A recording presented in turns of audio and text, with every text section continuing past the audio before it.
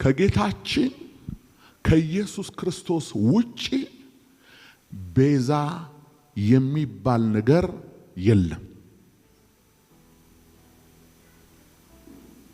በቃ እኛ አሁን ስለ ጫማ ቤዛነት እያወራን አይደለም።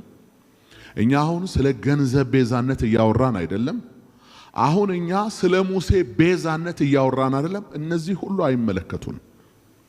እኛን የሚመለከተን በደሙ የዋጀን ከጨለማ ስልጣን ያዳነን ወደሚደነቅ ብርሃን ያወጣን አሁን በግርማው ቀኝ ተቀምጦ ያን የክብር ስፍራ በእርግጠኛነት ላወረሰን ስለሱ ነው የሚመለከተን። አንድ ቤዛ ነው ያለው፣ እርሱም ኢየሱስ ክርስቶስ ይባላል። ኢየሱስ ክርስቶስ የዓለም ቤዛ ነው። ኢየሱስ ክርስቶስ አዳኝ ነው። ኢየሱስ ክርስቶስ በአደባባይ ለእግዚአብሔር የቀረበ ንጹህና ቅዱስ መስዋዕት ነው።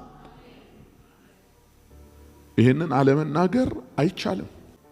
ይኸውላችሁ ይሄ በአማኞች ሕይወት ውስጥ የመጨረሻው ቀይ መስመር፣ የመጨረሻው የማትደራደርበት ለጠረጴዛ ውይይት የማታቀርበው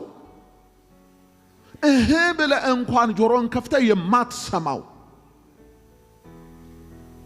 በደም ማህተም የተረጋገጠ ዓለም ያወቀው ፀሐይ የሞቀው ይሄው 2000 ዘመን ቤተ ክርስቲያን የምትጮህለት የአደባባይ እውነት ነው የክርስቶስ ኢየሱስ ቤዛነት።